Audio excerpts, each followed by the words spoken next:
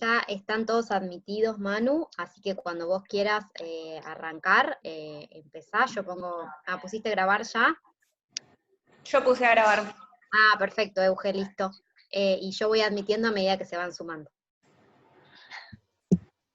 Primero que nada, quería saludar un poco el espacio, decir que estos lugares comunes de encuentro son los que hacen tan especial a nuestra casa de estudios, que aún en este contexto y pese a todas las complicaciones, siga apostando por nosotros, quienes iba a ser los comunicadores del día de mañana. Después, como claramente no vinieron a escucharme a mí, a contarles un poco de Alejandro, que es periodista, especializado en deportes, y desde hace 20 años publica crónicas, perfiles y artículos sobre los vínculos del deporte con la política, la economía, la sociedad, los derechos humanos. Y nada, también tiene un par de libros publicados. En 2011 publicó Academia Carajo, Racing campeón del país, en el país del que se hallan todos, El último Maradona en 2014, y Corbata el Win en 2017, y Ahora que somos felices en 2019. Como verán, Alejandro es hincha de Racing, un poco lo cuentan sus títulos de los libros que tiene. Y nada, más o menos comentarle que esta actividad es coordinada en conjunto con la facultad y las cátedras de estudios sociales del deporte, cuyos docentes son Rodrigo Dascal, Mariano Lucheski, Nicolás Bernardo y Eugenia Bustamante. Y ahora sí, darle la palabra a Alejandro, que es a quien venimos a escuchar ahora. Bueno, buenas tardes, gracias por estar ahí, gracias por la invitación, siempre es un placer. Soy lector, consultor permanente de las cosas que hace Rodrigo y Mariano, sin dudas, así que para mí es como una especie de todo el tiempo de aporte y de alimentarnos de las cosas que hacemos. No quiero ocupar mucho, pero recién le decía a Rodrigo que pensando un poco las preguntas, o el título de esto acerca de las nuevas y viejas preguntas en el periodismo deportivo y el vínculo de las ciencias sociales, me largué a preparar algo porque hace unos días en un taller que hacemos con unos colegas a los que quiero y admiro, uno de ellos, no lo voy a citar, creo que se llama Andrés Burgo, pero no quiero mandarlo al frente porque está como medio, él quiere arrepentirse de la frase que dijo. Le dijo a los talleristas, asombrándonos a todos, que el periodismo era un barco que se hunde. Después se aclaró, porque imagínense un montón de talleristas en un taller de crónicas deportivas, agarrándose de eso, después se aclaró que en realidad se refería sobre todo a la prensa gráfica, ¿no? Pero desde que lo dijo, de manera permanente estamos como intercambiando con Andrés y con Ezequiel Fernández Mur, que es con quien también hacemos el taller, ideas acerca de esa. Yo también en un momento he tenido la idea de que el periodismo era un oficio que se estaba muriendo. En los últimos años, en los últimos 4 años, sobre todo durante el gobierno de Mauricio Macri, se perdieron, según informes del Sindicato de Prensa de Buenos Aires, 4.500 puestos de trabajo. Ha aumentado la precarización, hay ajustes todo el tiempo salariales, pero también ajustes que tienen que ver con mantener los salarios, pero llevar adelante distintas tareas dentro del periodismo, achiques de redacciones, una consecuente baja calidad también de ese periodismo, ¿no? Y hablo baja calidad incluso sin mencionar a lo que vemos cotidianamente en el último tiempo. Leía el otro día a Marcelo Leirás, un politólogo, decir que la prensa gráfica tal vez atraviesa su peor momento en términos de distorsión de la realidad, de la falsedad con la que a veces asume, de la violencia incluso que muchas veces se ejerce con la desinformación. Decía la prensa gráfica su peor momento es del 84 para acá, es decir, desde el retorno de la democracia. Bueno, vemos todo ese panorama, y sin embargo en el último tiempo revisé bastante esta idea de que el periodismo es un oficio, decía que iba hacia la muerte o hacia la desaparición en esos términos, y en particular del periodismo deportivo. Es cierto que cada vez cuesta más vivir de este oficio, que tenemos que tener varios trabajos para llegar a fin de mes, para sobrellevar la situación. Ahora, ¿eso significa que el periodismo deportivo no va más? O sea, que no tiene ningún valor. Bueno, yo creo que en realidad eso es lo que nos quieren hacer creer las empresas periodísticas. Es decir, creo que las empresas periodísticas quieren trasladarnos y decirnos que nuestro trabajo, el periodista deportivo y el periodismo en general, no tiene valor. No tienen valor. Tomar esa idea es tomar la idea de las empresas, tomar ese disvalor y, por supuesto, acorde a eso, en un momento en donde además, por ejemplo, la relación de dependencia, trabajar en relación de dependencia es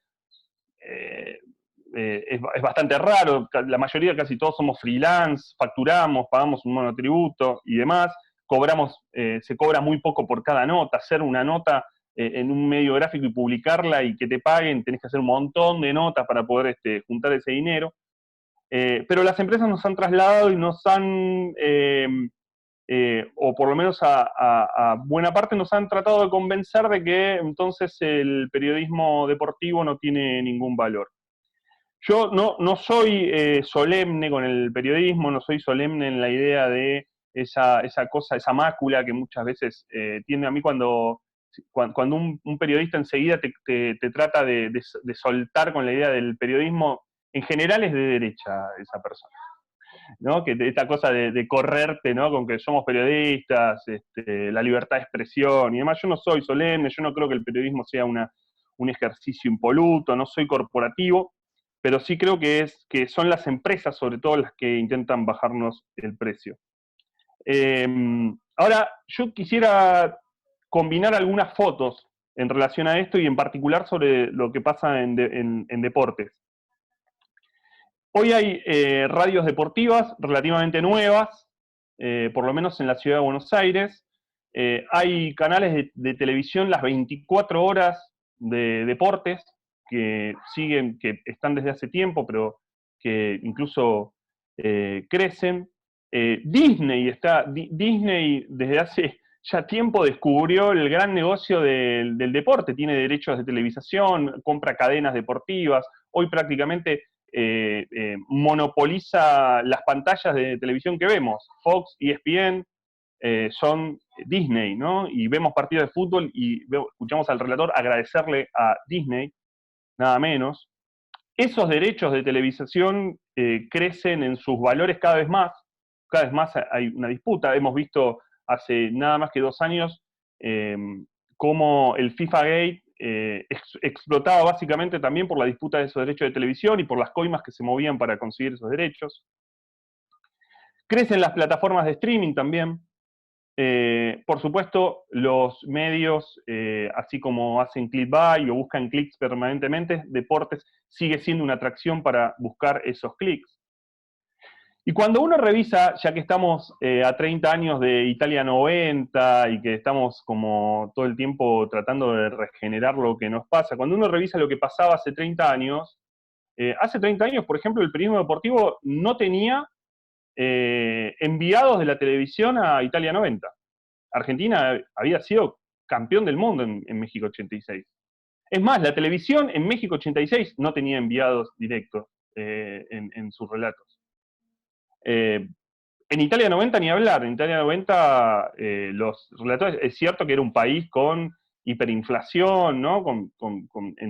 Tratando de salir de una crisis económica muy fuerte, pero ahí no tenías lo que hoy tenés, y lo que empezaste a tener 4 años después de ese Italia 90, el Mundial 94, con la explosión de la televisión, con la explosión del marketing, el Mundial nada menos que en Estados Unidos, el Mundial de la Coca-Cola, con los noticieros, se deben acordar, y si no se deben acordar, porque por ahí los estoy tratando son mucho más jóvenes, la mayoría, pero los noticieros de televisión metidos directamente adentro de el búnker de la selección, en la concentración de la selección, transmitiendo ahí los programas políticos, todos los programas de entretenimiento ahí. Bueno, nace Teis Sports, ese 1994, un tiempito después, nace. Es decir, que aumenta todo ese universo y aumenta también, por supuesto, el universo de lo que iba a ser después el ejército de desocupados, ¿no? Explotan las escuelas de periodismo deportivo, explota Deportea, crecen la matriculación en escuelas de periodismo deportivo y obviamente, así como crecía el negocio o crecía los medios de comunicación en donde se podía llegar, y todavía no estábamos hablando ni siquiera que existiera Internet, estábamos hablando de mediados de los 90, crece, por supuesto, la cantidad de estudiantes de periodismo que salen. Claro, con la cantidad de estudiantes de periodismo que empiezan a salir, sobre todo de escuelas privadas, nacen las pasantías, nace una estructura legal de precarización de esos trabajadores. Bueno, en el año 96 se funda un diario deportivo que hasta hoy sigue estando en pie. Las empresas lo que hacen es empezar a maximizar ganancias, ¿sí? Pagando esas pasantías, en algunos casos incluso sin siquiera recibir viáticos para esos periodistas. El año 2000 es un año de quiebre muy fuerte. Fíjense cómo en lo que fue el derrumbe de despidos en Clarín, en La Razón, lo que se desarma, por ejemplo, en el grupo Clarín, es la revista Mística, una revista muy, muy linda que salía los sábados con el diario Lee, y que el diario la cierra. Hoy es cierto que las ventas de los diarios en cuanto a la prensa gráfica ha caído, que los diarios minimizan, ya no hay suplementos deportivos todos los días, las empresas cierran, se achican, las agencias deportivas se cierran o se achican, pero crece mucho lo audiovisual, crece Internet, y crecen también casos bastante curiosos que hace 30 años eran impensables. Yo formo parte de una cooperativa que es Tiempo Argentino, que hoy es sostenida por sus lectores, en un esquema que no lo llamaría novedoso solamente por tiempo, porque no ocurre nada más que en Argentina, ocurre también en otros países, pero que es sostenida gracias a que hay lectores que pagan no solamente en algunos casos una suscripción, sino una asociación, es decir, pagan más de lo que vale el diario. ¿Para qué? Para tener determinados beneficios, pero sobre todo para sostener lo que quieren leer. El lector de manera directa. Así como la web, como Internet, como las redes sociales, quitaron la tercerización, la mediatización entre las figuras, si se quiere, y los lectores, bueno, acá también hay un poco de eso. Hay un lector que paga para sostener un diario. Nosotros cubrimos, por ejemplo, con Tiempo Argentino el Mundial de Rusia en 2018. Y hubo mucho debate en la decisión de ir a cubrirlo, porque Tiempo Argentino es un diario sobre todo político, económico, tiene muy pocas páginas deportivas, no está en la agenda deportiva cotidiana, y sin embargo el deporte, y el Mundial específicamente, primero nos sirvió para contar cómo nosotros queríamos contar el Mundial. Fue un Mundial hecho de manera autogestiva, se transpiró mucho para lograr hacerlo, no fue sencillo, pero pocas veces hubo un diario cooperativo, autogestionado, cubriendo nada menos que un mundial de fútbol, ¿no? Y decía el diario, el mundial nos sirvió para contar, por supuesto, las historias que nosotros, la perspectiva que nosotros queríamos contar de un mundial, pero también para generar una especie de transversalidad, sabiendo que estamos en un momento del país donde está como muy marcada la idea, ¿no?, de lo que leemos, de quién es Clarín, de quién es La Nación, de qué es Tiempo Argentino. El Mundial nos permitía atravesar lectores que tal vez no nos conocían demasiado, porque nos vinculaban de alguna manera a un diario más político, un diario con un tipo de mirada, y el Mundial y el fútbol nos sirvió para romper esas barreras. Hoy hay páginas alternativas, hay cuentas en redes sociales, en Twitter, en Instagram, hay hilos de Twitter, vivos de Instagram, decía, no hay intermediación a veces entre las figuras, y sin embargo, en todo eso uno puede ver periodismo. En esos hilos de Instagram, que en el periodismo deportivo está lleno. Es cierto que es difícil pensar eso en términos de poder vivir de ese oficio, ¿no? Pero sin embargo yo creo que, y esta es una de las nuevas preguntas, tal vez, es cómo somos mejores, cómo todo eso nos desafía a cómo esa falta de intermediación, de hecho, entre las figuras que tienen sus cuentas de Twitter y si le quieren decir algo a alguien, hoy leíamos lo de Djokovic. Djokovic contó que tenía coronavirus él en sus cuentas. No tuvo nadie la primicia de eso, ¿no? Y digo, eso nos obliga a ser mejores porque creo que hay lectores y hay oyentes y hay televidentes para buenas historias, para un periodismo deportivo que no gripe, que no distorsione, que no opere, que no haga declaracionitis. Yo escuchaba a algunos colegas que se quejaban porque los clubes se guardan a sus jugadores, por ejemplo, para generar contenidos para sus propias webs. Bueno, tal vez no necesitamos hablar con el jugador para hacer periodismo. El periodismo creo que todavía además sigue siendo importante para contar conflictos sociales, para contar una situación. Este momento que vivimos, que atravesamos, es un momento que lo podemos contar a través del deporte. Hemos contado la desigualdad racial y la persecución en Estados Unidos y la podemos contar a través del deporte. Las políticas públicas se pueden contar a través del deporte. Creo que las ciencias sociales de mañana van a seguir utilizando los artículos y las notas que publiquemos hoy, y no importa dónde las publiquemos.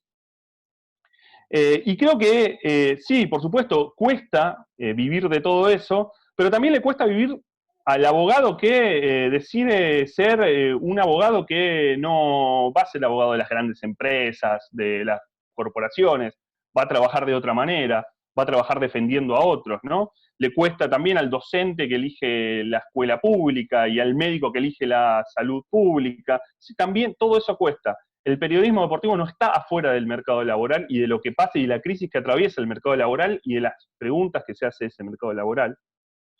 A mí el periodismo que más me gusta, por ejemplo, está en los márgenes, no está en los grandes medios, no lo encuentro, a veces sí, por supuesto, a veces sí, siempre hay excepciones, pero quiero decir, en general me encuentro con las mejores cosas en el llano y no en la televisión del mediodía. Por eso creo que hay que usar todas las plataformas, por eso creo que quienes hoy piensan en hacer periodismo deportivo tienen que usar todas las plataformas, y lo digo yo que durante un tiempo creía que no, Twitter no, de ninguna manera, Facebook no, te revisan todo. Bueno, todo eso tiene que estar al servicio de lo que nosotros queremos hacer, al servicio de un periodismo deportivo comprometido, serio pero no solemne, no tenemos que estar todo el tiempo enojados, un periodismo deportivo feminista y con perspectiva de género. Eso hace la diferencia, Hoy, en este momento, es, creo, lo que más le hace falta al periodismo deportivo. Nos va a costar más, por supuesto, nos va a costar más hacerlo, nos va a costar más encontrar lugares, pero tenemos que hacernos esos lugares porque es lo que nos va a llenar de orgullo. Un periodismo deportivo que explique el mundo, que dé un contexto, que entienda que también tiene que entretener, pero que entretener tal vez sea entregar muy buenos textos, dejarnos una buena lectura, ¿no? Dejarnos pensando, a mí me entretienen, por supuesto, los buenos textos, y que puede ser en papel, en la web, en Twitter, en Instagram. Yo estoy seguro para finalizar y esto seguramente se lo robé a alguien, que si Rodolfo Walsh viviera, bueno, tendría una cuenta de Twitter y sería un gran tuitero, ¿no? Yo no sé si Dante Panzeri sería instagramero, pero sí estoy seguro que tendría Facebook y que trataría de quejarse, porque era bastante gruñón y quejoso, y sí era quizás bastante solemne, pero si no tuviera lugar en donde hacerlo, lo haría y se lo buscaría, y creo que eso es lo que nos queda. Hace 20 años, contar historias era difícil, porque uno no tenía lugares donde hacerlo, se lo podía mostrar a los amigos, por ahí. Hoy creo que tenemos esos lugares y creo que hay que ocuparlos. Bueno, no los quiero aburrir más con todo esto, pero era todo lo que tenía ganas de decir. Bueno, ahí un poquito ya estábamos escuchando. Yo quería hacer un breve comentario. Aquellos compañeros y compañeras que tengan ganas de dejar preguntas lo pueden hacer en el chat de ahí abajo y después la vamos a ir haciendo. Y ahora sí darle la palabra a los docentes, como por ejemplo a Rodrigo ahí, que justo ya vi que activó el micrófono. Estaba como preparado, ¿no? Activé el micrófono directamente. Bueno, buenas tardes a todas y a todos. Voy a hacer muy breve una reflexión, una consulta para Alejandro, que tiene que ver con lo que muchas veces muchos de nuestros alumnos especiales en La Plata nos han venido sufriendo, ¿no? En esta carrera que por suerte tiene las ciencias sociales incorporada, y que en este caso somos 2 cátedras, pero que hay otras cátedras también, para aportar contenidos de las ciencias sociales. Con Alejandro muchas veces tenemos una relación personal en la cual intercambiamos permanentemente opiniones, ¿no? Y de alguna manera yo noto como que hay todo el tiempo un diálogo entre 2 campos que son distintos, que nos interesan cosas distintas, pero también nos interesan cosas parecidas.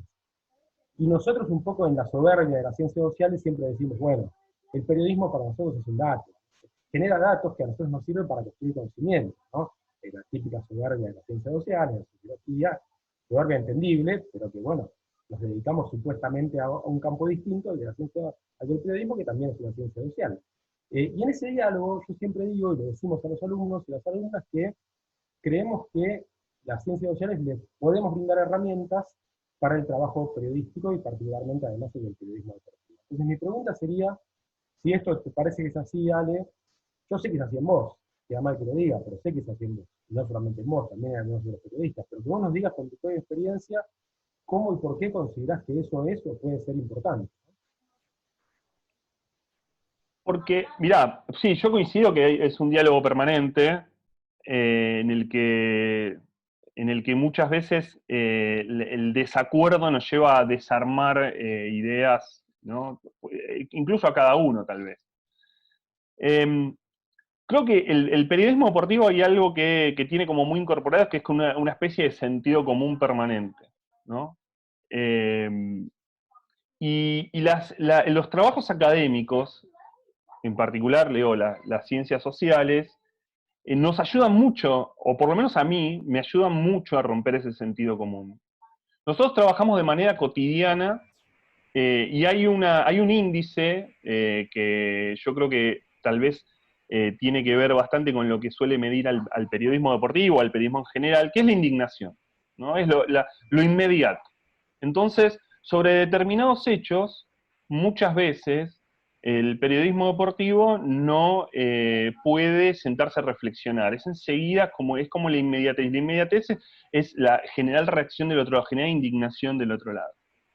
Para mí el caso, o la temática más específica sobre esto, es lo que llamamos violencia en el fútbol, ¿no? Es algo, es la reacción inmediata. Si hay un episodio de violencia en una cancha, vemos la barbarie, y vemos el desastre, y el periodismo deportivo está ahí para contar, y qué es, digamos, no puede reflexionar nada. A mí, quiero dar 2 casos muy específicos en los cuales siento que ese diálogo nos ayuda también a pensar mucho, pero quiero dar como el ejemplo de cómo actúa a veces el periodismo deportivo, y son casos en los que funciona una autocrítica mía. Recuerdo el día de la conferencia de prensa de Diego Maradona en Uruguay, en Montevideo, después de que la Argentina se clasificara para el Mundial de Sudáfrica, en el que Diego Maradona dijo la famosa frase a Totti Pazman, ¿sí? Que yo estaba en Uruguay, estaba cubriendo el partido, y como por cuestiones de laburo, uno escribe una nota, pero también pasa muchas cosas por teléfono. Lo primero que me surgió cuando pasó eso de Diego fue, qué barbaridad, ¿no? O sea, es como el relato. Y me acuerdo que al día siguiente me encontré con el diario, yo seguía en Uruguay, pero lo vi por internet, y me encontré con mi crónica, y dije, pero esto es... ¿por qué escribí esto? ¿No? ¿Por qué escribí esto enseguida con que era una barbaridad lo que había dicho Diego y ya está, no había forma de poder reflexionar? Bueno, tuve la suerte, de todos modos, se armó como una especie de polémica en el diario, escribieron Martín Caparrós, Pablo Alabarce, todos estaban discutiendo sobre lo que había dicho Diego. Yo tuve la suerte de hacer una autocrítica y publiqué un nuevo artículo diciendo que la verdad que no quería, digo, que había sonado indignado y en realidad lo que quería intentar entender es cómo había llegado Diego hasta ahí. Entonces, a lo que voy con esto es que precisamente ese trabajo de intentar entender qué es lo que pasa es el trabajo de las ciencias sociales. Intentan entender. Y el del periodismo deportivo parece, yo no creo que tenga que ser así, que no intentan entender, cuentan enseguida, ¿no? Generan van a la reacción.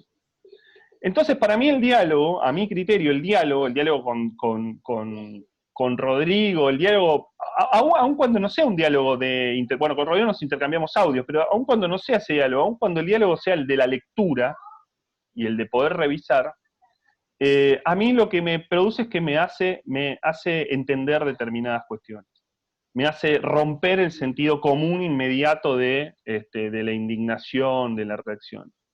Y después intentar entender otras cuestiones. El domingo, por ejemplo, sucedió algo que quizás suene bastante marginal, pero en la contratapa de Tiempo, Moira suele publicar una tira feminista. Y como tenía que ver con el Día del Padre, dijo, bueno, gran día para la deconstrucción, la estoy diciendo de memoria, ¿no? Entonces el padre tenía una niña y entonces alguien decía, como la chica iba a jugar al fútbol, alguien decía, va a ser como Messi. Entonces creo que el padre o alguien decía, no, va a ser una Maca Sánchez. Bueno, a Macarena Sánchez la hostigaron, como ella publicó, la hostigaron de manera permanente por haber publicado eso, porque consideraron que se comparaba con Messi, ¿no? Y en realidad la verdad es que lo que había detrás puede sonar exagerado, ¿no? La comparación Macarena con Messi, como puede sonar exagerado de cualquier jugadora del fútbol argentino con Messi, como puede sonar exagerado la comparación de cualquier futbolista argentino con Messi. Pero lo que quiero decir con eso, porque la reacción fue de muchos periodistas deportivos, además, lo que digo con eso es que, por ejemplo, hay que apelar a las ciencias sociales para tratar de entender cómo funcionan ahí las masculinidades. Cómo funciona ahí que a una jugadora le puedan decir la Messi, ¿no? Y que no haya otra referencia entre el mundo del fútbol, pero una futbolista, cuando querés desarmar ese relato, cuando querés desarmar esa cuestión de decir que una chica va a ser la Messi, no va a ser la Messi, va a ser la Macarena Sánchez. Y no, Macarena Sánchez no es Messi, no gana la fortuna de Messi, no juega en el Barcelona, no juega en la selección argentina, no consiguió lo que consiguió Messi, no tiene esa dimensión, pero también es cierto que para llegar a ser Macarena Sánchez, para haber llegado a ser por lo menos el último año profesional, tuvo que pelear mucho para llegar a serlo. Entonces, perdonen si enredo demasiado todas estas cuestiones, pero quiero decir, toda esa forma de intentar mirar el deporte para un periodista deportivo que además no tiene formación académica, yo soy técnico superior en periodismo deportivo, es nada, digamos, tengo una formación, si se quiere, autodidacta. Para mí ese diálogo me ayuda a tratar de entender.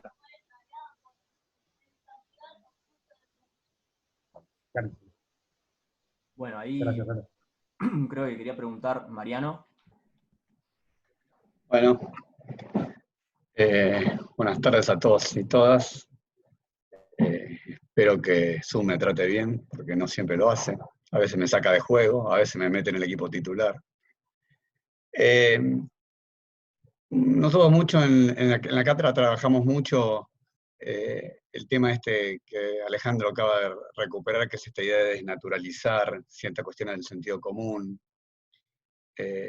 contar historias desde otra perspectiva.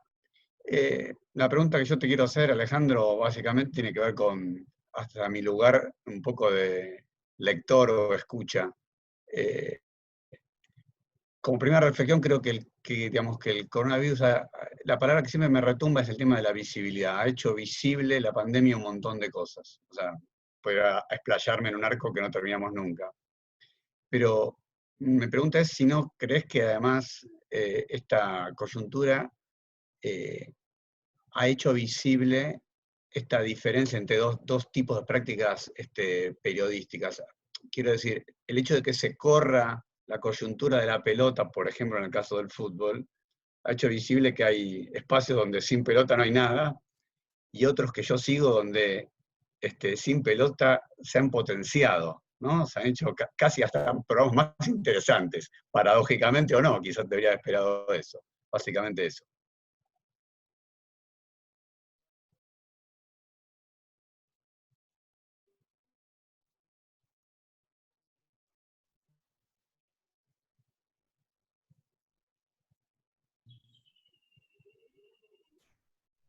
Está silenciado.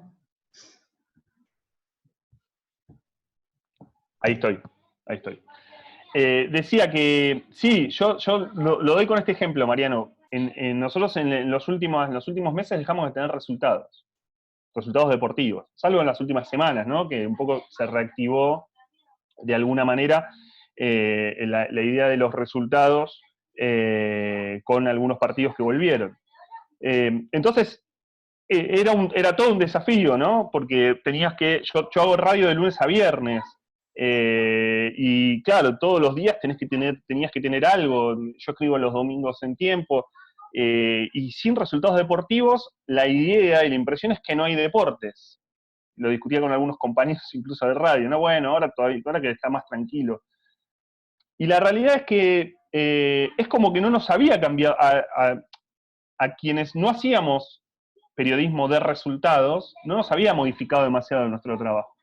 Seguíamos buscando al deporte como eje, por supuesto, pero como eje de un contexto más general, ¿no?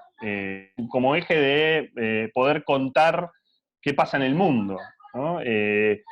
Uno, insisto en esta cuestión, yo cuando planteo el deporte y la política, no es que utilizo al deporte como excusa para contar otras cosas, sino al deporte como eje.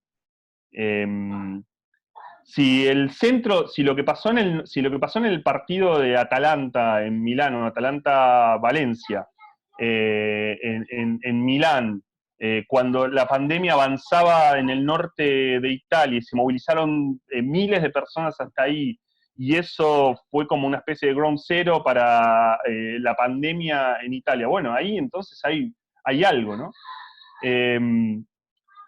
Si vemos lo que sucede en Estados Unidos y entonces empezamos a contar la historia de George Floyd como alguien que quería ser basquetbolista y quería llegar a la NBA, y entonces de pronto empezábamos a pensar, bueno, mirá, la NBA reacciona y los jugadores de la NBA reaccionan porque además él podía ser uno de ellos en algún momento, ¿no? ¿Por qué no lo pensamos, por ejemplo, con lo que pasa con los futbolistas en la Argentina que no llegan porque los mata la bala policial cuando son pibes y juegan en las inferiores, y hay muchísimos casos, ¿no? Ahora, todo eso seguía sucediendo y no había deportes, y podíamos seguir contando historias y no había deportes, con lo cual era un desafío, por supuesto, pero te faltaba la competición, faltaba un montón de cuestiones, pero creo que pone de plano esto que vos planteás. A un sector del periodismo, la discusión sobre quién tiene que ser el 4 de Boca es una discusión que le faltaba antes, o sea, que le faltaba antes y no la tiene ahora y no importa. Ahora, cuando basás el show básicamente en eso, y sí, no tenés fútbol y no sabés qué otra cosa hacer, ¿no? Entonces, yo creo que ahí, para mí, eso que planteás fue absolutamente así. Digamos, la visibilización de que podés seguir contando historias deportivas, aun cuando no hay resultados, y cuando solamente basaste tu noción del periodismo deportivo en resultados, bueno, te vas a quedar poco rengo en 3 meses como este. Bueno, ahora va a ir Nico Bernardo, que así como Mariano es docente de la materia de estudios sociales del deporte. Hola a todos. Voy a pegar un grito acá a mis hijos porque están haciendo un poco de lío, así que si me ven que gesticulo gritando, no se asusten. Sí, acá estoy un poco la misma.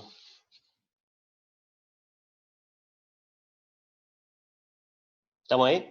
Sí, sí, sí. Bueno, primero saludarlos a todos, ¿cómo están? Y a todas. No, quería seguir un poco en la línea de lo que planteaba recién Mariano, y que un poco es uno de los ejes por los cuales está girando tu intervención, y que también tiene que ver con lo que nosotros estamos trabajando en la cátedra, que tiene que ver con esto, con un poco con determinadas agendas compartidas, si se quiere, pero que no, digo, en el periodismo mainstream, digamos, parece que no fueran agendas propias del periodismo, temas propios del periodismo y modos de abordaje dentro del periodismo mainstream. ¿No? Y vos al comienzo venías planteando esta, en cierta línea en el vínculo entre periodismo mainstream y, digamos, y formas alternativas de ejercicio del periodismo. Entonces yo quería ver si podías profundizar un poco en esa línea, si es un problema de estructura económica y de modelo de negocio del sistema de medios en relación al periodismo deportivo, y cuánto tiene que ver la formación propia de los periodistas, digamos, en ese sentido. Yo pienso en esto que decías de las agendas vinculadas al género, las agendas vinculadas a los derechos humanos, etc. Bueno, sí, creo que hay hay cuestiones de formación, pero tampoco podemos refugiarnos en eso. Yo recién contaba, yo no tengo una formación académica. Estudié, sí, dejé una carrera sin terminar, ¿no? Pero digo, no me agarré eso, digamos. Elegí hacer una forma de periodismo en el cual otros que sí estudiaron, por suerte, que sí llevaron adelante esos trabajos, así que yo se los agradezco todo el tiempo, me sirven a mí para poder trabajar ese tipo de historias. Yo creo que para mí tiene que ver con una concepción. Quiero decir, a ver, quiero ser claro. Por supuesto que hay un problema de formación. Cuando yo antes hablaba de cuestión de género y demás, bueno, yo creo que ahí hay un montón de cuestiones, pero ahí se debería trabajar, digo, los medios de comunicación deberían trabajar y mucho más en esas circunstancias con sus propios periodistas, ¿no? Pero después, me parece también que hay, yo no sé si llamarlo sistema, creo que después es ideológico, básicamente, digamos, de cómo los medios de comunicación mainstream miran el mundo y qué es lo que van a mirar y qué es lo que les interesa contar. No, yo contaba antes que estuvimos en tiempo en el Mundial de Rusia. Mi editor acá en Buenos Aires era Nicolás Zuberman, y bueno, recuerdo de manera perfecta lo que fue la vigilia. Yo lo vivía desde Moscú, lo que fue la vigilia por la aprobación, la media sanción del aborto en el Congreso.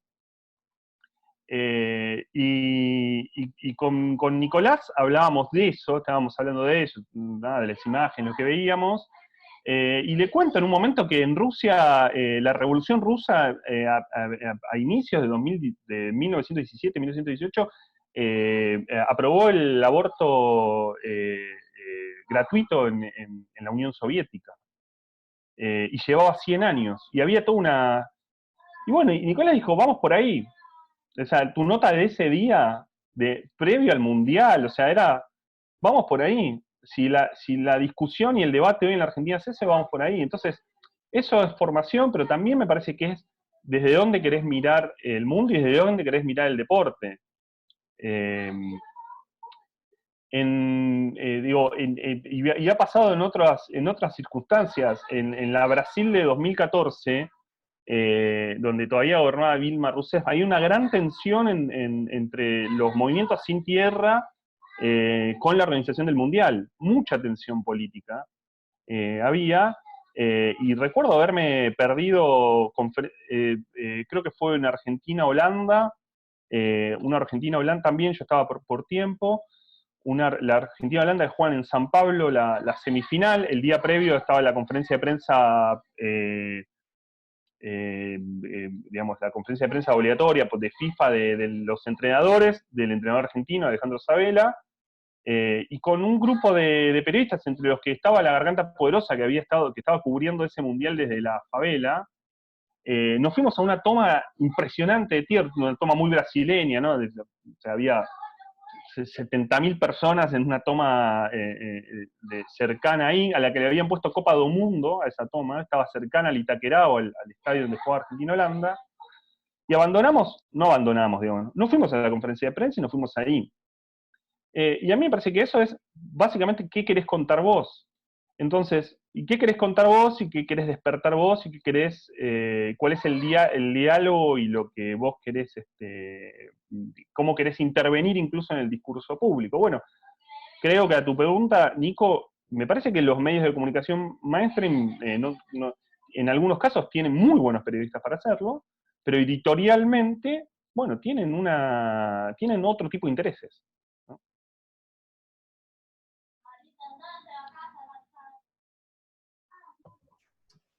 Bueno, ahora sí, antes de abrir una ronda de preguntas, si es que tienen ganas de hacer alguna, quería darle la palabra al director de la Tecnicatura en Periodismo Deportivo, Andrés López.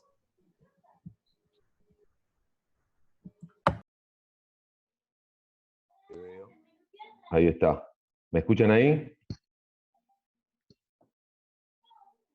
¿Me escuchan ahí? Sí, sí, huevo, sí. Perfecto, perfecto. Es la primera vez que estoy haciendo un Zoom desde el teléfono y soy bastante analógico, así que nada, sepan disculpar la desprolijidad y mi falta de manejo de la tecnología. Bueno, primero agradecerle a Alejandro, por supuesto, la presencia y el tiempo, agradecer la propuesta de las dos cátedras de estudios sociales del deporte, de permitirnos, nada, este espacio, este tipo de conversación, que es uno de esos ámbitos que en un punto nos enriquecen a todos, y aprovechando el lugar y el espacio y un debate que nos venimos dando desde hace bastante, que a veces las efemérides nos ayudan para eso. Nosotros cumplimos 10 años como carrera el año pasado. En la facultad es la primera carrera de periodismo deportivo que se puede estudiar de forma pública y gratuita dentro de una universidad pública. Y no hubo otras, o sea, no hemos hasta ahora tenido imitadores, digamos. Sigue siendo todavía el periodismo deportivo, o nuestra carrera de periodismo deportivo, la única que puede estudiarse dentro de una universidad pública de forma libre y gratuita. Y quería preguntarle a Alejandro, en relación a esto, y desde el periodismo deportivo y desde esta inquietud que él tiene de mirar el periodismo deportivo y de analizarlo críticamente, ¿qué es lo que le parece, o qué es lo que te parece, Alejandro, que la universidad pública tiene para aportarle todavía al periodismo deportivo, digamos, desde adentro, desde el periodismo deportivo? ¿Qué te gustaría que la universidad, además de incorporar una carrera, hiciera, investigara, pensara en relación al periodismo deportivo, que es esto que vos hacés desde hace tanto tiempo y tan bien?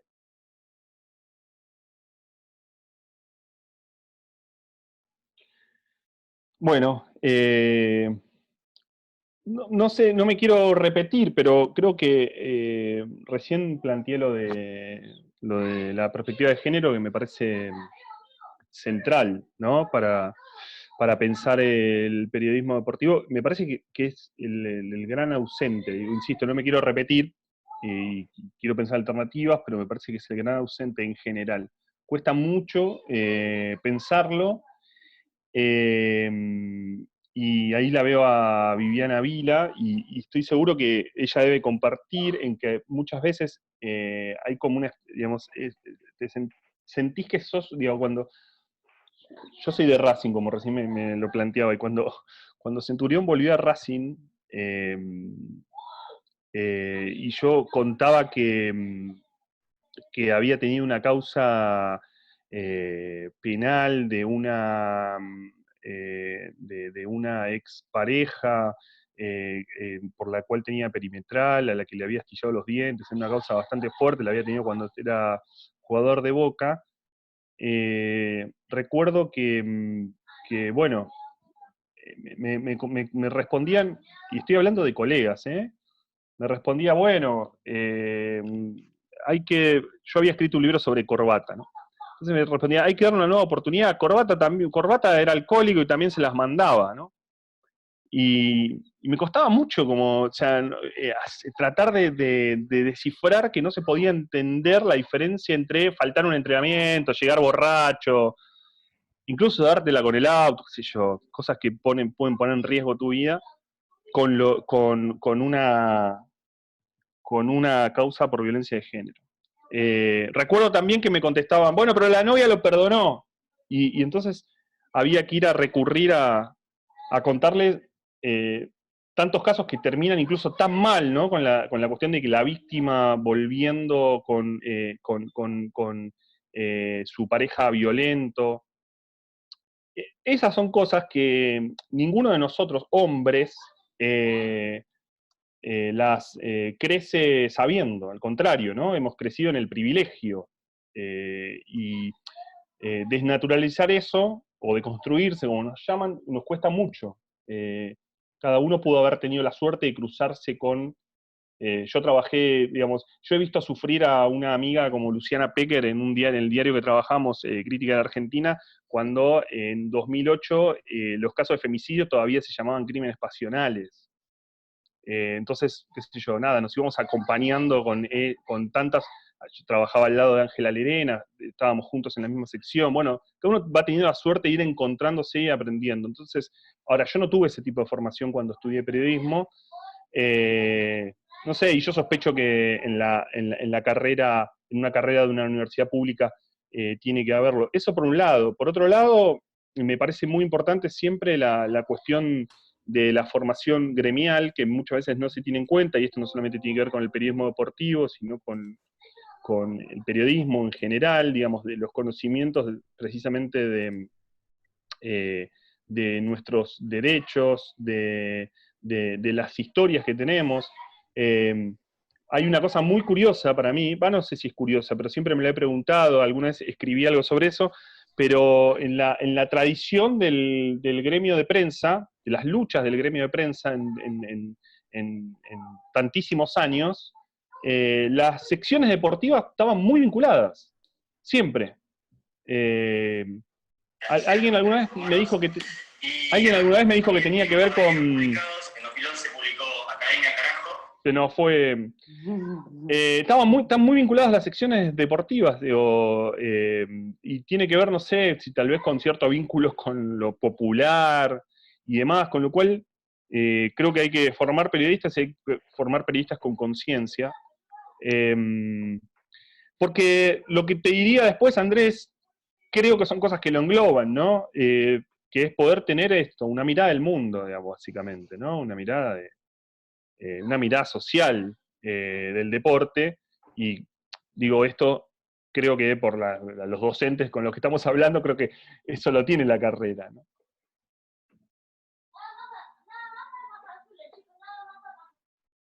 Así que bueno, es por ahí, digamos. ¿Puedo sumar una cosita? Hola, Ale. Sumo simplemente una cosita que tiene que ver para relacionar todo lo que están hablando con la facul. Generacionalmente, yo en ninguno de los medios que trabajé tuve cuestiones de género que me pudieran atender o abrazar, ¿no? Me las banqué siempre sola y solo conté con el apoyo de 2 o 3 varones compañeros, no más que esto. En la facultad siempre estuve muy bien, pero tampoco se hablaban de esas cosas hace muchos años. Estos son temas muy nuevos, y en la facultad ahora sí es como el tema, ¿no? Entonces, las chicas, las nuevas, las alumnas, o las más jovencitas que empiecen a recorrer estos caminos, están encontrando una contención académica que antes no teníamos tampoco. O porque no eran temas nuestros, o porque la facultad que amamos profundamente, pero tampoco se metía en esas cosas. Entonces, la facultad, estábamos bárbaros, pero el tema género no era un tema que nos atravesara, y tampoco lo eran las radios en las que yo trabajaba. Y hoy estoy en la facultad feliz de la vida porque estos temas sí son preocupación constante, y en casi ninguno de los lugares donde laburo esto se ha modificado mucho, ¿no?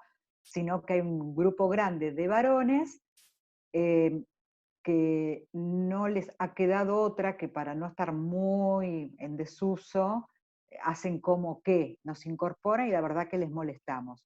Y hay otra cantidad de tipos, entre los que está Ale, que sí están deconstruidos, capaz que a unos les costó más, a otros les costó menos, pero que tienen un comportamiento que vos te das cuenta que viene desde una convicción real y no una apariencia de Twitter para no quedar expuesto, ¿no? Sí, pero igual, perdón, Vivi, pero igual en un camino como recién decía, de aprender de manera permanente y de preguntar. O sea, muchas veces, Claro. ¿no? Por esta cuestión, digo, es como la situación de privilegio y la cabeza nuestra hace, del varón, nos pone en esa situación.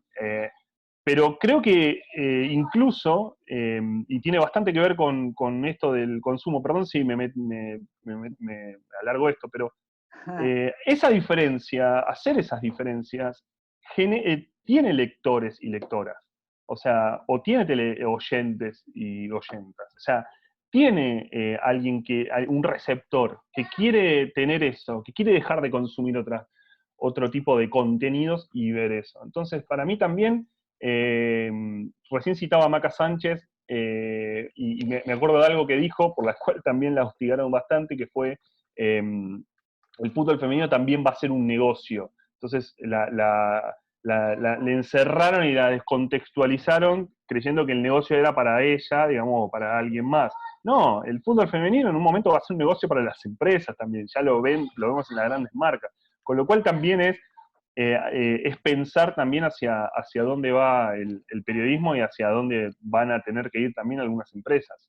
Sí, yo sostengo, igual Ale, hay como muchas Maca Sánchez, lo que pasa que Maca haya tomado una bandera, siempre corres con muchos riesgos y pagás muchos costos. Es mucho más fácil ser tibio y acomodar el culo donde vaya más o menos la mayor cantidad de gente. Cuando vos sos disruptivo en lo que haces y le pones el cuerpo, pagas consecuencias. Bueno, hay quienes prefieren toda su vida vivir de otra manera y hay quienes pensamos vivir de otra.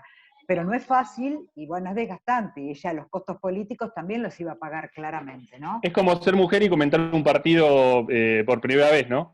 Esa ridiculez de ser mujer y comentar fútbol. ¿Cómo se le va a ocurrir eso? ¡Desubicada! Claro. Bueno, no me meto más, que es tiempo de Ale.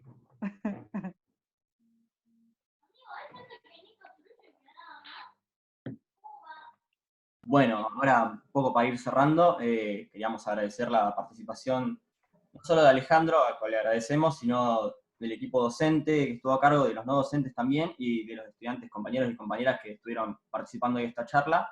Y yo aprovecho nomás algo cortito para dejarles la invitación. Después vamos a estar haciendo un conversatorio con Hernán Casiari, pusimos el link en nuestra descripción de Instagram, así que nada, si quieren participar están más que invitados e invitadas.